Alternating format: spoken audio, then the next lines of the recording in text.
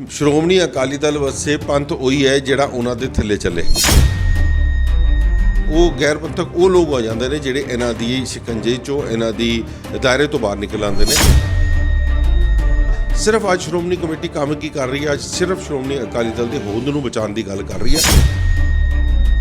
ਸ਼੍ਰੋਮਣੀ ਅਕਾਲੀ ਦਲ ਦਾ ਨਿਗਾਰ ਆਣਾ ਹਰ ਸਿੱਖ ਵਾਸਤੇ ਦੁਖਦਾਈ ਹੈ, ਮਗਰ ਪਰਿਵਾਰ ਦੇ ਵਿੱਚੋਂ ਚੁੰਗਲ ਚੋਂ ਜਦ ਤੱਕ ਅਕਾਲੀ ਦਲ ਨਹੀਂ ਨਿਕਲੇਗਾ, ਇਹਦਾ ਹਾਸ਼ਰ ਇਸ ਤਰ੍ਹਾਂ ਹੀ ਰਹੇਗਾ ਕਿ ਜੇ ਸਾਡੇ ਕੰਮ ਦੇ ਵਿੱਚ ਕੋਈ ਕਮੀ ਹੈ ਸਾਨੂੰ ਡਾਇਰੈਕਟ ਆ ਕੇ ਦੱਸੋ।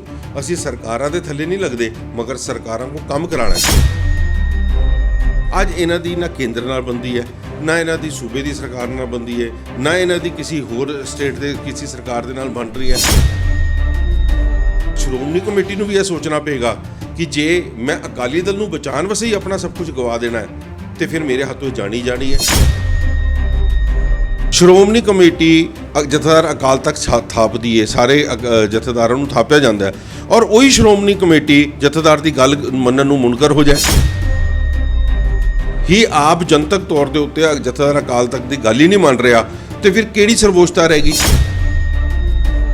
ਕਾਲਕਾ ਜੀ, ਹਰਿਆਣਾ ਸਿੱਖ ਗੁਰਦੁਆਰਾ ਪ੍ਰਬੰਧਕ ਕਮੇਟੀ ਨੂੰ ਲੈ ਕੇ ਜੋ ਕੱਲ੍ਹ ਸੁਪਰੀਮ ਕੋਰਟ ਦਾ ਫੈਸਲਾ ਆਇਆ, ਤੁਹਾਡਾ ਕੀ ਕਹਿਣਾ ਉਸ 'ਤੇ? ਦੇਖੋ, ਮੈਂ ਸਭ ਤੋਂ ਪਹਿਲਾਂ ਤੇ ਹਰਿਆਣਾ ਦੇ ਸਿੱਖਾਂ ਨੂੰ ਵਧਾਈ ਦਿੰਦਾ ਕਿ ਇਹ ਜਿਹੜਾ ਇੱਕ ਫੈਸਲਾ, ਇੱਕ ਇਤਿਹਾਸਿਕ ਫੈਸਲਾ ਹੈ ਔਰ ਇੱਕ ਓਪਰਚੁਨਿਟੀ ਉਹਨਾਂ ਨੂੰ ਜ਼ਿੰਦਗੀ ਦੇ ਵਿੱਚ ਮਿਲੀ ਹੈ ਕਿ ਆਪਣੇ ਜਿਹੜੇ ਗੁਰਧਾਮਾਂ ਦੀਆਂ ਸੇਵਾ ਸੰਭਾਲ ਕੋ ਆਪ ਖੁਦ ਕਰ ਸਕਦੇ ਨੇ, ਔਰ ਜਿਹੜੇ ਉੱਥੇ ਜਿਹੜੀ ਚੋਣ ਹੋਣੀ ਹੈ, ਜਿਹੜੇ ਉੱਥੇ ਪ੍ਰਬੰਧਕ ਚੁਣਨਗੇ, ਬੜੇ ਸੁਚੱਜੇ ਢੰਗ ਦੇ ਨਾਲ ਉਹਨੂੰ ਚੁਣਨ, ਔਰ ਉਸ ਤੋਂ ਬਾਅਦ ਉਹਨਾਂ ਕੋਲੋਂ ਜਿਹੜੀਆਂ ਸੇਵਾਵਾਂ ਲੈਣੀਆਂ ਨੇ, ਅੱਜ ਉਹਨਾਂ ਨੂੰ ਇਹ ਇਖਤਿਆਰ ਮਿਲ ਗਿਆ ਕਿ ਉਹ ਆਪਣੇ ਗੁਰੂ ਧਾਮਾਂ ਨੂੰ ਸੰਭਾਲ ਕਰ ਸਕਣ, ਗੁਰੂ ਸੇਵਾ ਕਰ ਸਕਣ, ਧਰਮ ਦਾ ਪ੍ਰਚਾਰ ਪ੍ਰਸਾਰ ਕਰ ਸਕਣ, ਔਰ ਨਾਲ ਜਿਹੜੇ ਉੱਥੇ ਐਜੂਕੇਸ਼ਨ ਸੈਂਟਰਸ ਨੇ ਉਹਨੂੰ ਵਧੀਆ ਤਰੀਕੇ ਦੇ ਨਾਲ ਚਲਾ ਕੇ ਆਪਣੇ ਬੱਚਿਆਂ ਨੂੰ ਐਜੂਕੇਟ ਕਰਨ। ਇਹ ਇੱਕ ਬਹੁਤ ਵੱਡਾ ਇੱਕ ਗੋਲਡਨ ਓਪਰਚੁਨਿਟੀ ਮਿਲੀ ਹੈ, ਔਰ ਮੈਂ ਸਮਝਦਾ ਕਿ ਇਹਦੇ ਨਾਲ ਹਰਿਆਣਾ ਦੇ ਸਿੱਖ ਮਜ਼ਬੂਤ ਹੋਣਗੇ, ਹਰਿਆਣਾ ਦੇ ਸਿੱਖਾਂ ਨੂੰ ਬਲ ਮਿਲੇਗਾ ਤਾਂ ਕਿ ਆਪਣੀ ਸਰਕਾਰਾਂ ਦੇ ਨਾਲ ਗੱਲ ਕਰਨ ਦੀ ਉਹਨਾਂ ਨੂੰ ਇੱਕ ਸ਼ਕਤੀ ਮਿਲੇਗੀ, ਇਲੈਕਟਿਡ ਮੈਂਬਰਸ ਨੂੰ ਤੇ ਇਸ ਕਰਕੇ ਸਮੁੱਚੇ ਹਰਿਆਣਾ ਦੇ ਸਿੱਖਾਂ ਦੇ ਇੱਕ ਵਧਾਈ ਦੇ ਪਾਤਰ ਨੇ। ਕਾਲਕਾ ਜੀ, ਤੁਸੀਂ ਕਿਹਾ ਹਰਿਆਣਾ ਦੇ ਸਿੱਖਾਂ ਨੂੰ ਮਜ਼ਬੂਤੀ ਮਿਲੇਗੀ, ਪਰ ਉਦੋਂ ਸੁਖਬੀਰ ਸਿੰਘ ਬਾਦਲ ਦਾ ਕਹਿਣਾ ਕਿ ਪੰਥ ਨਾਲ ਵੱਡਾ ਕਾਂਡ ਕੀਤਾ ਗਿਆ, ਪੰਥ ਨਾਲ ਵੱਡਾ ਧੋਖਾ ਕੀਤਾ ਗਿਆ। ਦੇਖੋ, ਸਰਦਾਰ ਸੁਖਬੀਰ ਸਿੰਘ ਬਾਦਲ ਸਾਹਿਬ ਬਹੁਤ ਵੱਡੇ ਨੇ, ਮਗਰ ਮੈਂ ਸਮਝਦਾ ਉਹਨਾਂ ਨੇ ਅੱਜ ਤੱਕ ਪੰਥ ਦਾ ਦਾਇਰੇ ਦਾ ਨਿਸ਼ਚਿਤ ਨਹੀਂ ਕੀਤਾ ਕਿ ਪੰਥ ਦਾ ਦਾਇਰਾ ਕੀ ਹੈ। ਸ਼੍ਰੋਮਣੀ ਅਕਾਲੀ ਦਲ ਵਸੇ ਪੰਥ ਉਹੀ ਹੈ ਜਿਹੜਾ ਉਹਨਾਂ ਦੇ ਥੱਲੇ ਚੱਲੇ। ਜਿਹੜਾ ਉਹਨਾਂ ਦੀ ਗੱਲ ਮੰਨੇ ਉਹ ਪੰਥ ਦੇ ਵਿੱਚ ਆ ਜਾਂਦਾ, ਜਿਹੜਾ ਉਹਨਾਂ ਦੀ ਗੱਲ ਨਾ ਮੰਨੇ ਉਹ ਗੈਰ ਪੰਥਕ ਹੋ ਜਾਂਦਾ, ਔਰ ਨਾਲ ਹੀ ਉਹ ਕਿਸੇ ਏਜੰਸੀਆਂ ਦਾ ਏਜੰਟ ਹੋ ਜਾਂਦਾ ਹੈ, ਉਹ ਕਿਸੇ ਸਰਕਾਰਾਂ ਦਾ ਪਿੱਠੂ ਹੋ ਜਾਂਦਾ।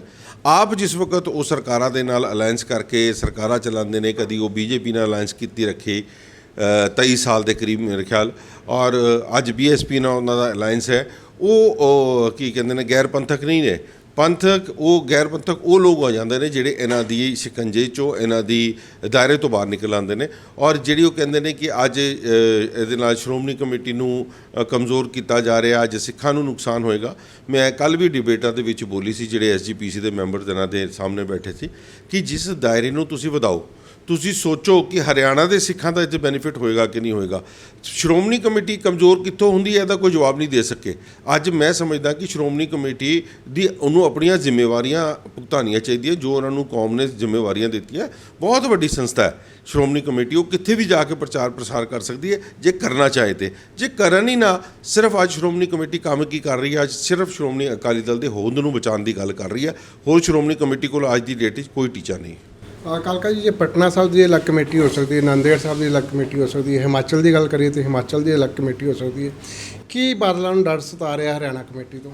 ਦੇਖੋ, ਇੱਕ ਬੰਦੇ ਦੇ ਗ੍ਰਿਪ ਦੇ ਵਿੱਚੋਂ ਜਦ ਉਹਦਾ ਕੋਈ ਟੈਰੀਟਰੀ ਨਿਕਲ ਜਾਏ, ਕਿਉਂਕਿ ਇਹਨਾਂ ਲੋਕਾਂ ਨੇ ਇਹਨੂੰ ਸਿਆਸਤੀ ਰੰਗ ਦਿੱਤੇ ਹੋਏ ਨੇ, ਇਹ ਕਦੀ ਧਾਰਮਿਕ ਗੱਲ 'ਤੇ ਗੱਲ ਕਰ ਨਹੀਂ ਰਹੇ। ਅਗਰ ਧਰਮ ਦੀ ਗੱਲ ਸੋਚਣ ਤੇ ਹਰਿਆਣਾ ਦੇ ਸਿੱਖਾਂ ਦੇ ਬਾਰੇ ਸੋਚਣਗੇ। ਜੇ ਆਪਣੀ ਸਿਆਸਤ ਦੀ ਗੱਲ ਕਰਦੇ ਨੇ, ਆਪਣੀ ਗ੍ਰਿਪ 'ਚੋਂ ਜਿਸ ਵਕਤ ਕੋਈ ਟੈਰੀਟਰੀ ਨਿਕਲ ਰਹੀ ਹੈ, ਉਹ ਨੁਕਸਾਨ ਉਹਨਾਂ ਨੂੰ ਹੋਏਗਾ।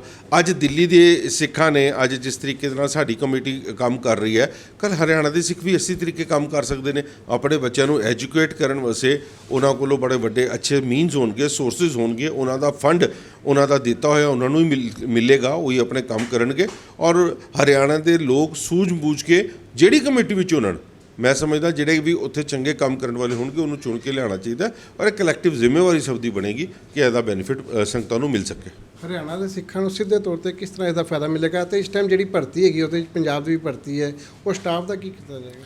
ਦੇਖੋ, ਮੈਨੂੰ ਇਹਦੇ ਬਾਰੇ ਹਾਲੇ ਡਿਟੇਲ ਨਹੀਂ ਪਤਾ ਕਿ ਸਟਾਫ ਦਾ ਕੀ ਕਰਨਗੇ, ਬਟ ਹਰਿਆਣਾ ਦੇ ਸਿੱਖਾਂ ਨੂੰ ਇਹੀ ਬੈਨੀਫਿਟ ਮਿਲਣਗੇ ਕਿ ਹਰਿਆਣਾ ਦਾ ਸਿੱਖ ਜਦ ਹਰਿਆਣਾ ਸਿੱਖ ਗੁਰਦੁਆਰਾ ਪ੍ਰਬੰਧਕ ਕਮੇਟੀ ਦੇ ਵਿੱਚ ਅਪਲਾਈ ਕਰੇਗਾ ਤੇ ਉਹਨੂੰ ਪ੍ਰਾਇੋਰਟੀ ਮਿਲੇਗੀ ਕਿ ਭਈ ਅਸੀਂ ਸਾਨੂੰ ਉੱਥੇ ਨੌਕਰੀਆਂ ਮਿਲਣਗੀਆਂ। ਹਰਿਆਣਾ ਦੇ ਸਿੱਖਾਂ ਨੂੰ ਉਹਨਾਂ ਦੇ ਉੱਥੇ ਇੰਸਟੀਚਿਊਟਸ ਹੈਗੇ ਨੇ, 52 ਗੁਰਦੁਆਰੇ ਇਤਿਹਾਸਿਕ ਜਿਹੜੇ ਹੈਗੇ ਨੇ ਉਹਨਾਂ ਦੇ ਥੱਲੇ ਹੈਗੇ ਨੇ, ਸੈਂਕੜਾ ਏਕੜ ਜ਼ਮੀਨ ਹੈ ਜਿਹਦੀ ਰੈਵਨਿਊ ਉਹਨਾਂ ਨੂੰ ਆਉਂਦਾ। ਇਹ ਸਾਰਾ ਹਰਿਆਣਾ ਦੇ ਸਿੱਖਾਂ ਵਾਸਤੇ ਕੰਮ ਹੋਏਗਾ। ਇਹ ਨਹੀਂ ਹੈ ਕਿ ਜਿਹੜਾ ਇੱਥੋਂ ਜਾ ਕੇ ਸ਼੍ਰੋਮਣੀ ਕਮੇਟੀ ਜਾਏ ਔਰ ਸ਼੍ਰੋਮਣੀ ਕਮੇਟੀ ਤੋਂ ਬਾਅਦ ਸ਼੍ਰੋਮਣੀ ਅਕਾਲੀ ਦਲ ਲਈ ਵਰਤਿਆ ਜਾਏ। ਸੋ ਇਹ ਸਭ ਚੀਜ਼ਾਂ ਦੇ ਉੱਤੇ ਜਿੱਥੇ ਠੱਲ ਪਏਗੀ, ਜਿਨ੍ਹਾਂ ਦੇ ਹੱਥੋਂ ਜਾਏਗੀ ਉਹਨਾਂ ਨੂੰ ਤਕਲੀਫ ਹੋਣੀ ਜਾਇਜ਼ ਹੈ। ਕਿਤੇ ਨਾ ਕਿਤੇ ਬੀਜੇਪੀ ਦੀ ਵੀ ਗੱਲ ਕੀਤੀ ਜਾ ਰਹੀ ਹੈ। ਦਿੱਲੀ ਸਿੱਖ ਗੁਰਦੁਆਰਾ ਪ੍ਰਬੰਧਕ ਕਮੇਟੀ ਪਹਿਲੇ ਇਹਨਾਂ ਨੇ ਸਾਡੇ ਹੱਥੋਂ ਕੋਈ ਸੰਗਤ ਦਾ ਫੈਸਲਾ ਸੀ, ਅਕਾਲੀ ਦਲ ਨੂੰ ਮੈਂਡੇਟ ਮਿਲਿਆ ਸੀ, ਪਰ ਬੀਜੇਪੀ ਨੇ ਇਸ ਤੇ ਕਬਜ਼ਾ ਕਰ ਲਿਆ। ਹੁਣ ਹਰਿਆਣੇ 'ਚ ਵੀ ਇਹੀ ਬੀਜੇਪੀ ਦੇ ਉੱਤੇ। ਮੈਂ ਤੁਹਾਨੂੰ ਕਿਹਾ ਕਿ ਇੱਕ ਦਾਇਰੇ ਚੋਂ ਬਾਹਰ ਨਿਕਲ ਕੇ ਸੋਚਣਾ ਪਏਗਾ ਸਿੱਖਾਂ ਬਾਰੇ, ਔਰ ਅਸੀਂ ਦਿੱਲੀ ਦੇ ਜਿੰਨੇ ਇਲੈਕਟਿਡ ਮੈਂਬਰ ਸੀ ਉਹ ਸਾਰੇ ਇਸ ਦਾਇਰੇ ਤੋਂ ਬਾਹਰ ਆ ਕੇ ਉਹਨਾਂ ਨੇ ਸੋਚਿਆ, ਉਹਨਾਂ ਨੇ ਆਪਣਾ ਫੈਸਲਾ ਲਿਆ।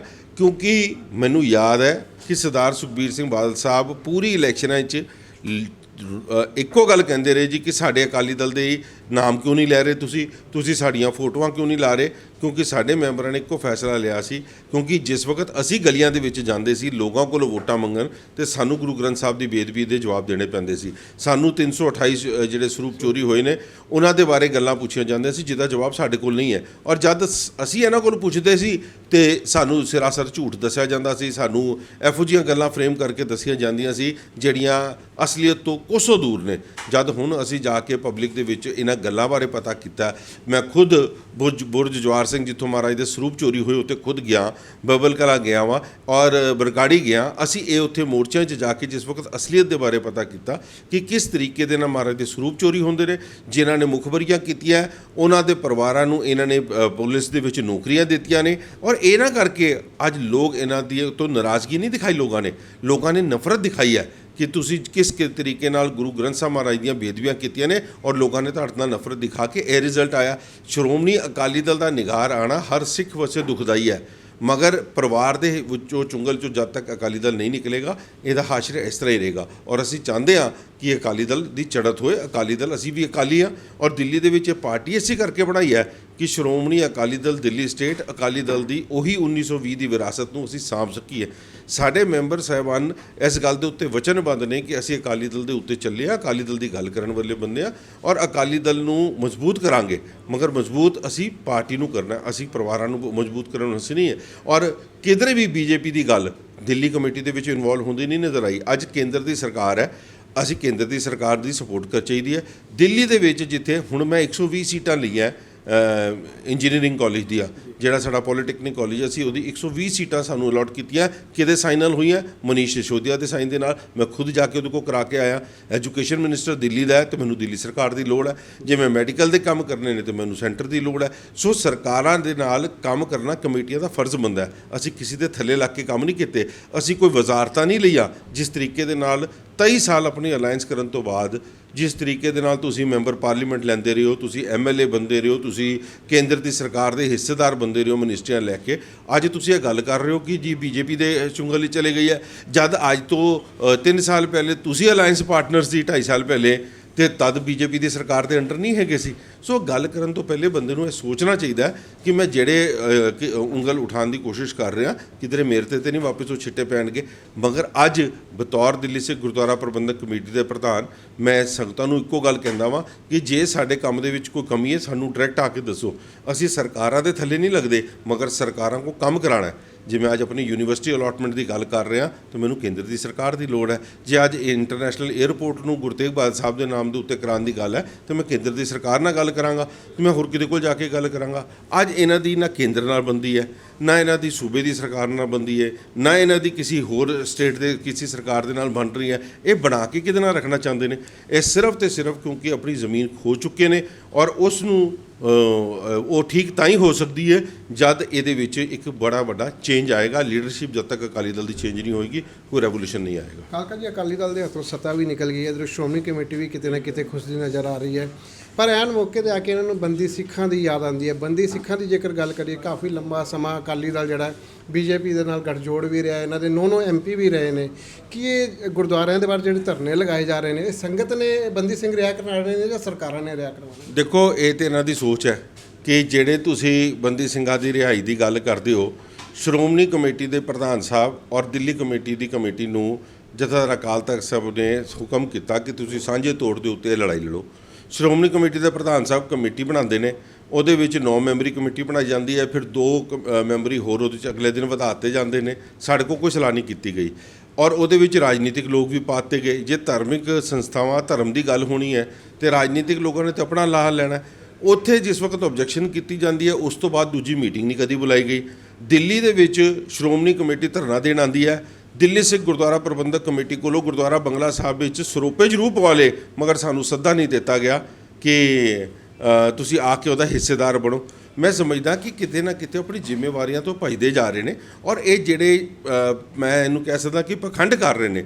ਅੱਜ ਤੁਸੀਂ ਆਪਣੇ ਬੰਦਿਆਂ ਨੂੰ ਬਿਠਾਤਾ ਬੰਗਲਾ ਸਾਹਿਬ ਦੇ ਬਾਹਰ ਕਿ ਤੁਸੀਂ ਧਰਨਾ ਦੇਵੋ। ਅਰੇ ਬਈ, ਤੁਸੀਂ ਸਰਕਾਰ ਦੇ ਬੂਹੇ ਤੇ ਜਾ ਕੇ ਬੋਲੋ, ਤੁਸੀਂ ਗ੍ਰਹਿ ਮੰਤਰੀ ਦੇ ਘਰ ਦੇ ਬਾਹਰ ਧਰਨਾ ਦੇਵੋ, ਤੁਸੀਂ ਪ੍ਰਾਈਮ ਮਿਨਿਸਟਰ ਦੇ ਘਰ ਦੇ ਬਾਹਰ ਦੇਵੋ, ਜਾਂ ਜਿਹੜੀ ਸਰਕਾਰ ਨੇ ਜਗ੍ਹਾ ਬਣਾ ਰੱਖੀ ਹੈ ਜੰਤਰ ਮੰਤਰ, ਉਹਦੇ ਬਾਹਰ ਧਰਨਾ ਦੇਵੋ। ਤੁਸੀਂ ਆ ਕੇ ਆਪਣੀ ਕਮੇਟੀ ਦੇ ਆਪਣੇ ਹੀ ਸਿੱਖਾਂ ਦੇ ਅੱਗੇ ਬੰਗਲਾ ਸਾਹਿਬ ਦੇ ਬਾਹਰ ਆ ਕੇ ਧਰਨਾ ਦੇਣ ਦੀ ਗੱਲ ਕਰਦੇ ਹੋ। ਫਿਰ ਉਹ ਕਹਿੰਦੇ ਹੋ ਜੀ ਧਰਨਾ ਨਹੀਂ ਮੋਰਚਾ ਨਾ। ਮੋਰਚੇ ਜਿਹੜੇ ਲੱਗਦੇ ਨੇ ਉਹ ਮੈਨੂੰ ਲੱਗਦਾ ਕਿ ਥੋੜ੍ਹੇ ਦਿਨਾਂ ਵਾਸਤੇ ਹੀ ਉੱਥੇ ਲਗਾਏ ਜਾਂਦੇ ਨੇ ਕਿ ਜਾ ਕੇ ਅਸੀਂ ਇੱਥੋਂ ਆਪਣੀ ਕੋਈ ਮਾਰਚ ਸ਼ੁਰੂ ਕਰਨੀ ਹੈ, ਨਾ ਕਿ ਇਸ ਕਰਕੇ ਲਗਾਏ ਜਾਂਦੇ ਨੇ ਕਿ ਅਸੀਂ ਧਰਨਾ ਪੱਕਾ ਦੇਣਾ। ਕੀ ਮਨਸੂਬੇ ਨੇ, ਮੈਂ ਉਹਦੇ ਵਿੱਚ ਨਹੀਂ ਜਾਣਾ ਚਾਹੁੰਦਾ। ਸਾਰੇ ਉਹਨਾਂ ਦੇ ਕਿਰਦਾਰ ਦੇ ਬਾਰੇ ਜਾਣਦੇ ਨੇ ਕਿ ਜਿਹੜੇ ਬੰਦਿਆਂ ਨੇ ਉੱਥੇ ਲਾਏ ਨੇ ਕਿਸ ਲੈਵਲ ਦੇ ਬੰਦੇ ਨੇ।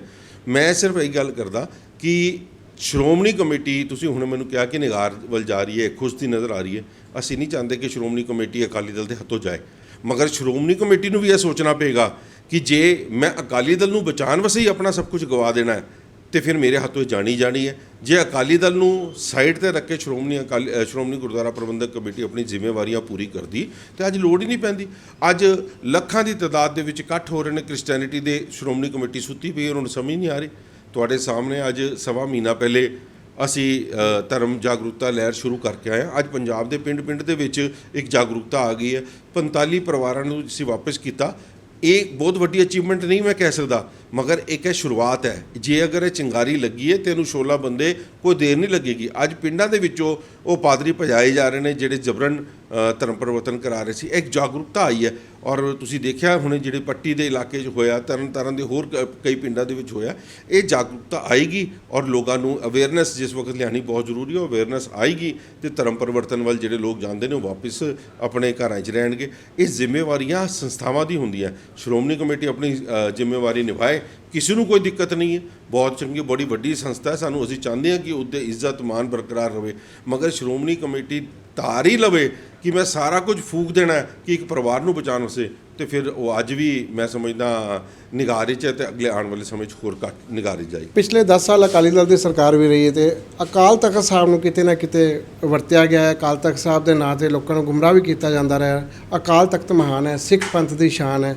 ਤੁਸੀਂ ਕੀ ਕਹਿਣਾ ਚਾਹੋਗੇ ਅੱਜ ਦੇ ਦਿਨਾਂ ਦੇ, ਜੇ ਪਿਛਲੇ ਦਿਨਾਂ ਦੇ ਤੁਸੀਂ ਦੇਖਿਆ ਅਕਾਲ ਤਖਤ ਸਾਹਿਬ ਦੇ ਜਥੇਦਾਰ ਵੱਲੋਂ ਅਕਾਲੀ ਦਲ ਨੂੰ ਬਚਾਉਣ ਵਾਸਤੇ, ਪੰਥ ਨੂੰ ਬਚਾਉਣ ਵਾਸਤੇ ਕਾਫੀ ਬਿਆਨ ਦਿੱਤੇ ਜਾ ਰਹੇ ਹਨ, ਕਿ ਇਹ ਲੱਗਦਾ ਨਹੀਂ ਅਕਾਲੀ ਦਲ ਬੁਖਲਾਹਟ 'ਚ ਆ ਗਿਆ ਤੇ ਜਥੇਦਾਰ ਅੱਜ ਵੀ ਉਹਨਾਂ ਦੀ ਕਿਤੇ ਨਾ ਕਿਤੇ? ਦੇਖੋ, ਜਥੇਦਾਰ ਸਾਹਿਬ ਬਹੁਤ ਹੀ ਸਤਿਕਾਰਯੋਗ ਨੇ ਔਰ ਇਸ ਗੱਲ ਦੇ ਵਿੱਚ ਕੋਈ ਦੋ ਰਾਏ ਨਹੀਂ ਹੈ ਕਿ ਅਕਾਲ ਤਖਤ ਮਹਾਨ ਹੈ, ਸਿੱਖ ਪੰਥ ਦੀ ਸ਼ਾਨ ਹੈ। ਮਗਰ ਇਸ ਸ਼ਾਨ ਨੂੰ ਜਿਹੜਾ ਢਾਹ ਕੌਣ ਲਾਉਂਦਾ ਹੈ? ਉਹੀ ਬੰਦੇ ਜਿਹੜੇ ਅਕਾਲ ਤਖਤ ਦੇ ਜਥੇਦਾਰ ਨੂੰ ਥਾਪ ਰਹੇ ਨੇ। ਸ਼੍ਰੋਮਣੀ ਕਮੇਟੀ ਜਥੇਦਾਰ ਅਕਾਲ ਤਖਤ ਥਾਪਦੀ ਹੈ, ਸਾਰੇ ਜਥੇਦਾਰਾਂ ਨੂੰ ਥਾਪਿਆ ਜਾਂਦਾ ਹੈ ਔਰ ਉਹੀ ਸ਼੍ਰੋਮਣੀ ਕਮੇਟੀ ਜਥੇਦਾਰ ਦੀ ਗੱਲ ਮੰਨਣ ਨੂੰ ਮੁਨਕਰ ਹੋ ਜਾਏ। ਜਥੇਦਾਰ ਸਾਹਿਬ ਨੇ ਅੱਜ ਤੋਂ 3 ਮਹੀਨੇ ਪਹਿਲੇ PTC ਦਾ ਇਸ਼ੂ ਚੁੱਕਿਆ ਕਿ PTC ਚੈਨਲ ਦੇ ਬਾਰੇ ਜਿਹੜੀ ਗੱਲਾਂ ਉੱਠੀਆਂ ਨੇ ਇਹਦੇ ਉੱਤੇ ਇਹਨੂੰ ਹਟਾਇਆ ਜਾਏ, ਮਗਰ ਸ਼੍ਰੋਮਣੀ ਕਮੇਟੀ ਦੇ ਪ੍ਰਧਾਨ ਨੇ ਕੀ ਕੀਤਾ? ਸ਼੍ਰੋਮਣੀ ਕਮੇਟੀ ਦੇ ਪ੍ਰਧਾਨ ਨੇ 1 ਮਹੀਨੇ ਦਾ ਟਾਈਮ ਲੈ ਕੇ ਫਾਈਲ ਠੰਡੇ ਬਸਤੇ 'ਚ ਪਾ ਦਿੱਤੀ। ਜੇ ਸ਼੍ਰੋਮਣੀ ਕਮੇਟੀ ਦਾ ਪ੍ਰਧਾਨ ਹੀ ਆਪ ਜਨਤਕ ਤੌਰ ਦੇ ਉੱਤੇ ਜਥੇਦਾਰ ਅਕਾਲ ਤਖਤ ਦੀ ਗੱਲ ਹੀ ਨਹੀਂ ਮੰਨ ਰਿਹਾ ਤੇ ਫਿਰ ਕਿਹੜੀ ਸਰਵੋਚਤਾ ਰਹੇਗੀ?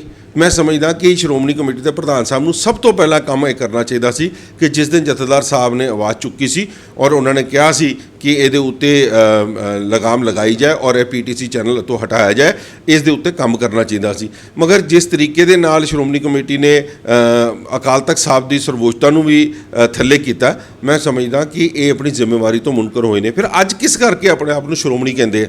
ਸ਼੍ਰੋਮਣੀ ਗੁਰਦੁਆਰਾ ਪ੍ਰਬੰਧਕ ਕਮੇਟੀ ਉਹ ਜਥੇਬੰਦੀ ਹੈ ਜਿਨੇ ਕੁਰਬਾਨੀਆਂ ਦਿੱਤੀਆਂ ਨੇ। ਸ਼੍ਰੋਮਣੀ ਕਮੇਟੀ ਨੇ ਹਰ ਲੜਾਈ ਕੌਮ ਦੀ ਲੜੀ ਹੈ। ਸ਼੍ਰੋਮਣੀ ਕਮੇਟੀ ਦਾ ਪ੍ਰਧਾਨ ਜਿਸ ਵਕਤ ਗੁਰਚਰਨ ਸਿੰਘ ਟੋੜੇ ਵਰਗਾ ਦਿੱਲੀ, ਪੰਜਾਬ ਤੋਂ ਦਿੱਲੀ ਚੱਲਦਾ ਸੀ ਤੇ ਦਿੱਲੀ ਦੀਆਂ ਸਰਕਾਰਾਂ ਵਾਕਈ ਹਿਲਦੀਆਂ ਸੀ।